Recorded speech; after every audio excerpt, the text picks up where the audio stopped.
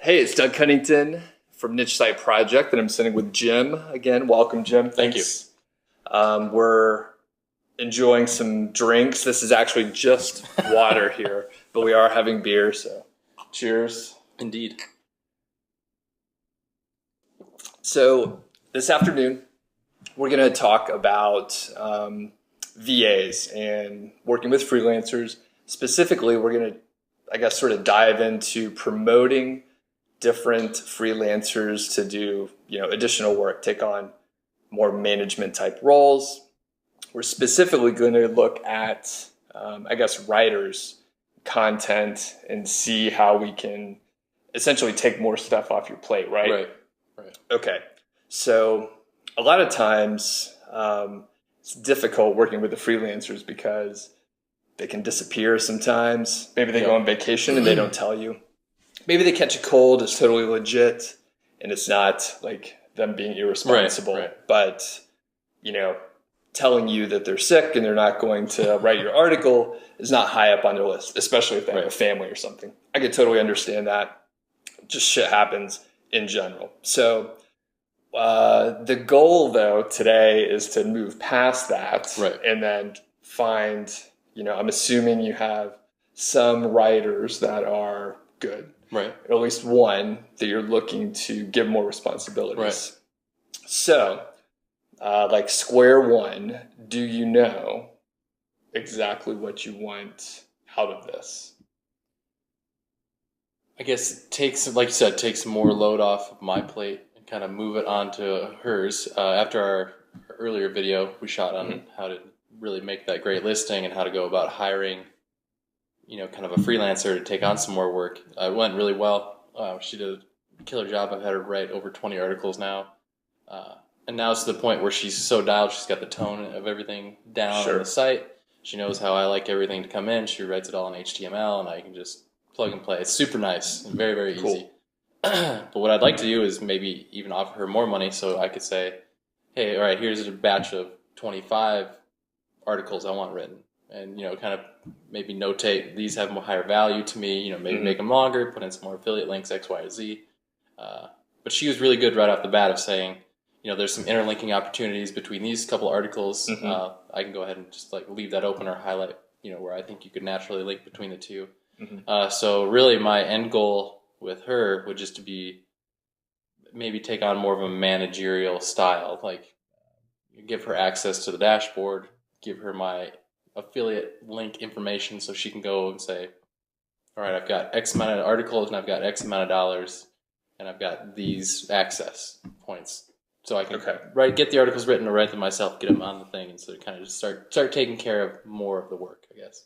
Okay. Long answer, but. Okay. No, I mean, you really have to talk through it all. And then a couple, observations. So it'll be, you have to set your expectations, right? So one of the things with expectations, working with people or just going about your day, is if your expectations don't line up with what really happens and then you don't deal with it well, you get really frustrated and you're like, this doesn't work.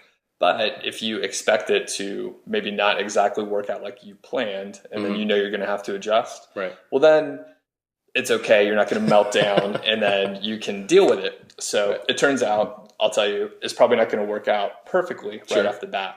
There are some things you could do to make it help or to make it better and to help out the process is a more clear way to see it and say it.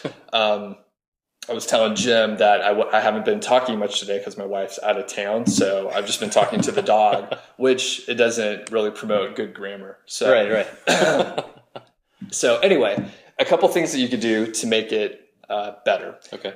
One is to be really clear about the roles and responsibilities that you want the person to take on. So if you imagine if you've had a job before where maybe your boss didn't tell you exactly what to do or what they expected you to do. And they just said, well, you are in charge of keeping the cupboard full of, groceries or whatever. I have no idea. But you're in charge of X, but they don't really break down where your role begins and someone else's ends. Sure. And either you could end up with like overlapping work or things that get missed. It's just ambiguous. You don't have any. Yes.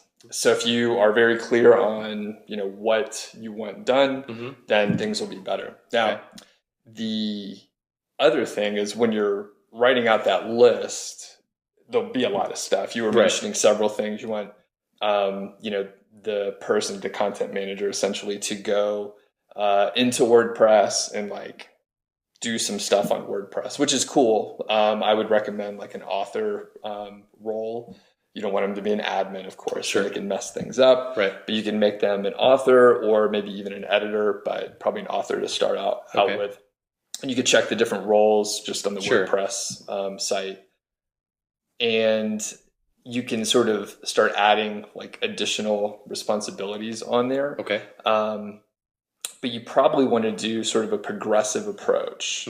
So very specifically, it would be, instead of you uploading the document and, taking the HTML, get her that access as an author and then have her upload it, save it in draft mode, and then take a look at it. Maybe you want to have her, go ahead and add the interlinking. It sounds like she's already doing that. Perhaps the affiliate links, if there's an actual review in there or an opportunity to mention a product, she can, I think this slightly violates the terms of service, but it sort of works. So take it with a grain of salt. But you could take the, essentially the affiliate ID and use a format. So it's like Amazon.com/something. And then like the product code, it's like the weird alphanumeric, like, I don't know, it's like 16 characters. And then you could put your affiliate ID at the end. And that will work. It'll take you to like the product. And that's how you can have an editor or a writer or whoever actually have those affiliate links in the article without giving them access to like your Amazon dashboard, which you would not want to do. So layering on the responsibilities like in a slow way, because if you give too much, it'll be overwhelming for them and that sort of thing. So do you have any questions about those 2 points? I have other stuff too, but no, that seems pretty straightforward. I was going to mention too, I mean, I might have defined several roles, I guess, in that kind of rambling description of what I kind of was looking to do. I mean, it's everybody's dream, right? Is less hands-on, more automation or outsourcing. And like I said, it might be maybe 2 people or 3 people. But I have that really good writer, and so to move her up into the natural progression of more hands-on in the site. She knows what the site is.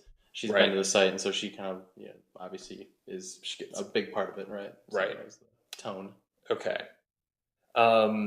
Now, one of the other parts is that you mentioned is, maybe giving her effectively what sounded like a budget and then the ability to like get the content however she wanted. If she wants to write it, she can. Maybe she wants to hire writers. Is that kind of what you were getting at? I thought that made the most sense for me because then I could say, here's a stash of money. Here's the articles. Get them done how you see fit. If you want to write them yourself, you might be able to take home a little bit more. If you want to outsource them, you could free up some time, just like we're trying to do. And so, I'd like to move her up. She's been very, very good and very forthcoming. She's like, oh, this article is late. Feel free to charge for pay whatever you want for it. And she came up and she wanted very low amounts of money to begin with. And I said, no, you have quality work. And so I paid her what I thought it was worth. And so now it's just coming down to the point where she's done such good work. I want to promote her in some way. So it's either I can pay you more or I can give you more time. Okay. Gotcha. So the issue that I see is, okay, so I'll sort of ask a jerk question. Did you find it easy to hire people and outsource content? Right. No, I did not. Okay. So this person is not going to either. Sure. She didn't even have the motivation that you did. And now one of her skills may or may not be hiring people. Maybe she's an HR manager. Yeah, who knows? Most likely she's a writer and she wants to keep writing and she doesn't want to be a manager and she doesn't want to hire people. Yeah, that's a very good point. So I would guess that would not work. Okay. You may get lucky and it might work, but I doubt it Sure. because it's not easy to hire people. Now, I know a friend of mine, John Haver at Authority Website Income, I think that's his URL there.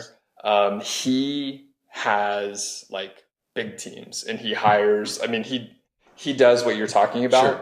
But he has, very specific, hiring procedures. And actually, I think he has like teams within Upwork. So it ends up being like he has a manager in Upwork that has the ability to hire other people. Wow. Now, if you take that approach, I would maybe,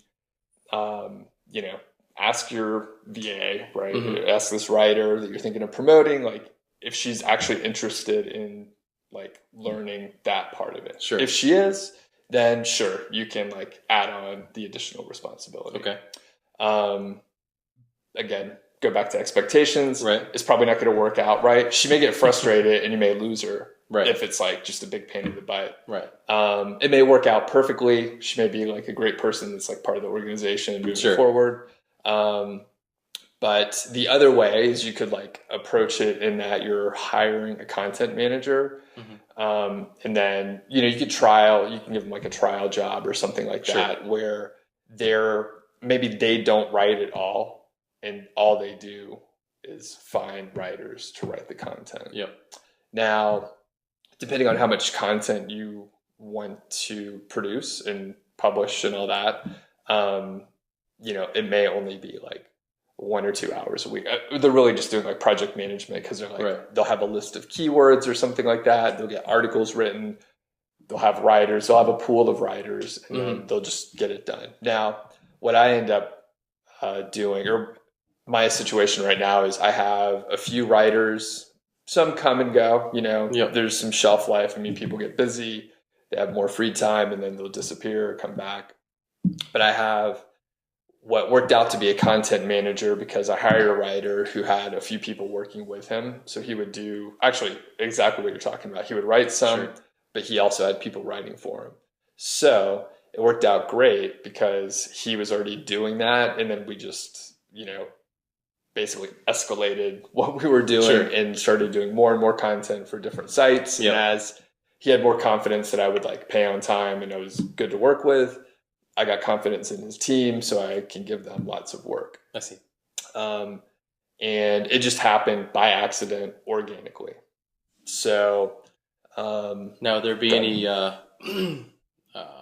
incentive or benefit to maybe just trying to outsource a content manager versus promoting somebody, because she's great at writing. So there'd obviously be like, I'd want to have like a caveat in there saying, listen, if you hate doing this, please stick around. I want you to keep writing. Right. Yeah. I mean, you could approach it. You can, as long as you're flexible and like that person is flexible, then you can approach it in that way where it's like, if she wants to give it a try, she can give it a try. Yeah. And then if she doesn't like it, she can move back down to the writing role. Mm-hmm. Or you could just hire a content manager that you could plug in. Right. That maybe they're already familiar with that kind of stuff. Sure. For my team, it's basically an editor / content manager. So they edit the work because it's hard to edit your own stuff. The writers are writing quickly, so I don't expect it to be perfect. I just want it to be on time. Mm-hmm. And then the editor can fix it up. She also, does the stuff that we've talked about. So interlinking, linking to the affiliate products, and then, just general grammar and editing.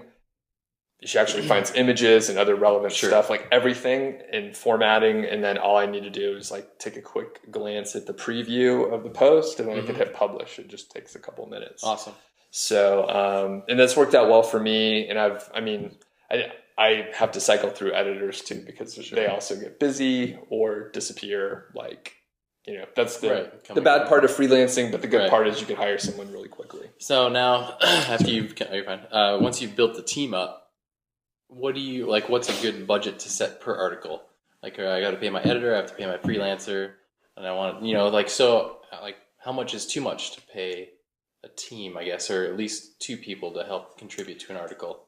Yeah. Because I'm getting a good deal with my writer currently. She writes Right. really well, and I have it set for $10 for 1,000 words, and every 500 words she wants to go ahead of that, I just pay her an additional $5. Gotcha. Okay. It depends on Sure, how important the article yeah. might be, right? Yeah, it will. Yeah, and I guess it depends on like your budget and like your Sure. site and stuff like that. So for me, I'm Yeah. paying a little bit more. And you know what? All I can tell you is like what I'm paying. I don't have enough data out there. But okay, so I'll tell you that, and then I'll tell you just anecdotally some other stuff I've heard from like friends who have sites and they're like pushing a lot of content. So I pay a little bit more. So I'm paying maybe like $12 or $12 to $15 depending on the writer and that sort of thing. And then there's probably another $8 of editing and other stuff processing to it that the content manager / editor will do. Yep. And that role is paid like $8.50 on Upwork. Okay. So you can do the math. It takes them like 45 minutes to do the other stuff. Right. And then, like I said, it takes me about 2-3 minutes to take a look at the post, hit publish, good to go. So do you pay hourly or fixed price for that editorial work on Upwork? I pay hourly. Okay. Some articles are longer, right? So, sure. And I try to do it the most fair way because I don't want to like have to hire a bunch of people. I give them raises on a regular basis. Like if I start layering on additional responsibilities, I'll pay them more. And, if that keeps them around because they just want to keep, working. So you're going to get a lot of like application submissions after you post a video. Yeah, that's right. Yeah, I give raises. I try and pay a fair rate. Yeah. So yeah, I guess overall roughly like $20 an article, something like that. Yeah. And obviously that can get expensive if you're publishing a whole lot of stuff, but of course the idea is the article is going to make a lot more. Not every article is going to make that much money every month, but you're going to have some big winners and you'll have some that maybe break even. Sure. And then you'll have losers that like don't get any traffic, they don't make any sales, and that happens. But the other, chalk it up to building out the site. Right. Yeah.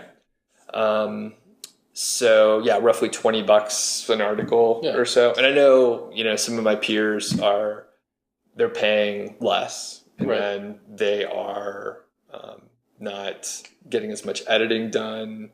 And I was talking to a friend the other day, and he said he actually goes through and does the editing role and like gets the images, does the formatting and all that stuff.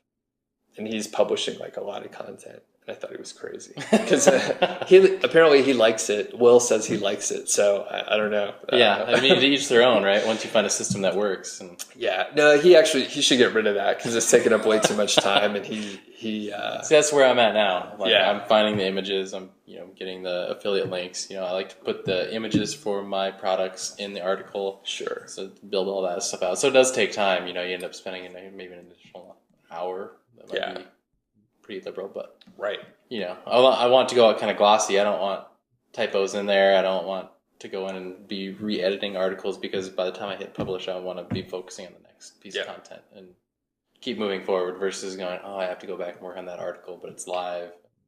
Worry about it, right? So I just want to do that. Yeah. So let's see. I'm trying to think if there's any other stuff. Can you think of any other questions or? No, I think we've covered a lot of it. Yeah. Okay. So next steps will be, I guess, building an outline of responsibility. I think would be my priority. I think actually I would say like journal for like a few minutes and just like write and just like what do you imagine like the best case scenario of the role? Like what do you want the team to actually look like? I think I've probably posted it before, but when I was building out like different teams and stuff, I would get Post-it notes and I just made an org chart and I'm like, this is how I would want it to work. Right. And I think whatever I posted before is like, that's a good way to do it. Yeah. That's what I did. So obviously that's what I like.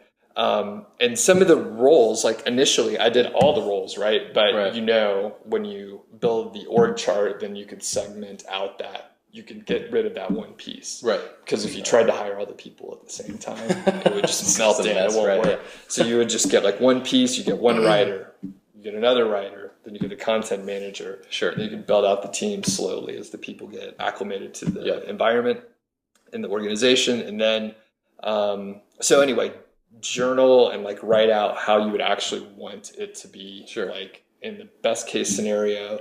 Then you can take that sort of narrative or whatever into like the outline format, which would be like the roles and responsibilities of like the specific role. And then after that, pare it down to like the things in which you can like hand off. I would say, for me, I usually do like, you know, I give the editor, content manager, like 4 things to do like the first time around. So it's like, you know, the images and the interlinking within the site, and then 2 other things that I can't think of right now.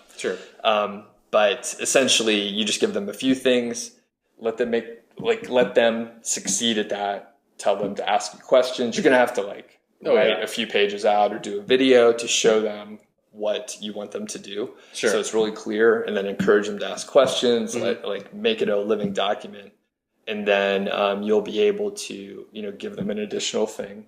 You could also take those instructions and hire another person. Now that you've had someone go through it, you've gotten rid of like the really dumb mistakes, and it's a little just higher quality. So anyway, journal, write out the org chart that you want to have, write out the roles and responsibilities, and then the sort of, you know, 4 or so things to give to the content manager. All right. So can do. You should be able to do that in like a week or 2. Something like that. Okay, cool.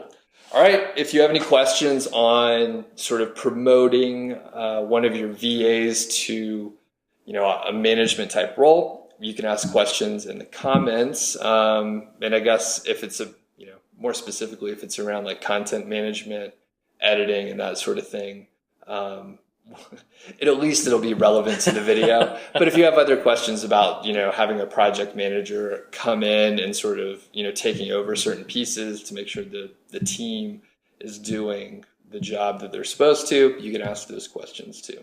All right. See you next time. Thanks.